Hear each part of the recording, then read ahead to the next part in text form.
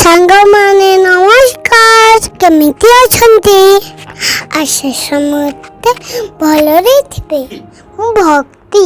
ମୁଁ ଆଜି ଆପଣମାନଙ୍କୁ ଭଲ କାହାଣୀ କହିବି। କାଉ ଆଉ କୋକିଶିଆଳି କଥା। କାଉଟି ଥରେ ମାଂସ ଖଣ୍ଡେ ପାଇଲା। ତାକୁ ନେଇ ସେ ଗଛରେ ବସିଥାଏ। ଥଣ୍ଟରେ ମାଂସ ଖଣ୍ଡେ ଧରିଥାଏ। କୋକିଶିଆଳି ଦେଖିଲା ମାଂସକୁ ତାର ଖାଇବାର ଇଚ୍ଛା ହେଲା।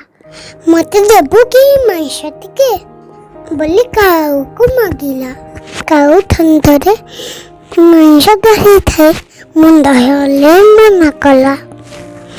ସେଇଠୁ କୋକିଶିଆଳି ଉପାୟ ଚିନ୍ତା କଲା। ସେ କାଉକୁ ପ୍ରଶଂସା କରିବାକୁ ଲାଗିଲା।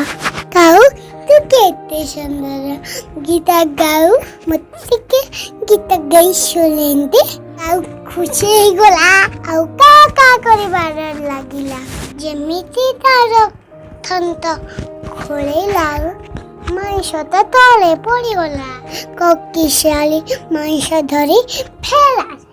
ବନ୍ଧୁଗଣ, ଆପଣ ଏଇ କାହାଣୀର କ'ଣ ଶିଖିଲେ?